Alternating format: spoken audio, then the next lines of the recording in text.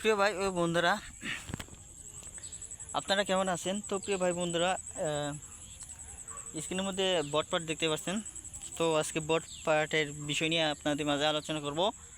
তো সেজন্য আপনাদেরকে কী করতে হবে, ভিডিওটির শুরু থেকে শেষ পর্যন্ত দেখতে হবে। তো দেখলে অনেক কিছু জানতে পারবেন, শিখতে পারবেন।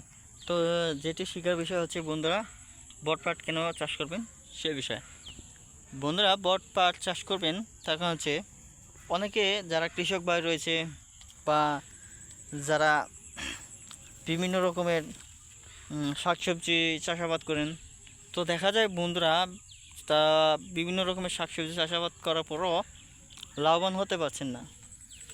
তো অনেক সময় তারা শাকসবজি চাষাবাদ করার আগেও কিংবা পরেও তারা যে সমস্ত জমি রয়েছে যেগুলো পানি জমে থাকে, সেই সমস্ত নিচু জমিতে তারা কিন্তু ভালোভাবে কোন জিনিস চাষ করতে হয় তা কিন্তু জানে না।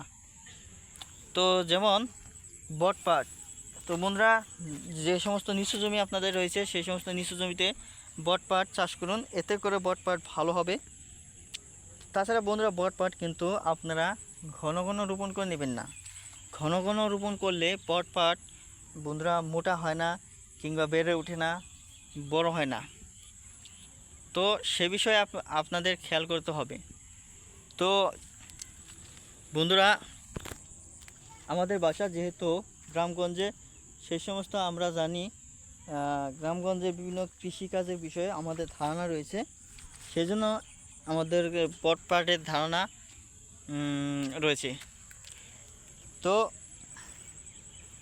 ভিডিওটি আপনাদের কাছে কেমন লেগেছে তা কিন্তু অবশ্যই কমেন্টের মাধ্যমে জানিয়ে দেবেন। ধন্যবাদ আপনাদেরকে।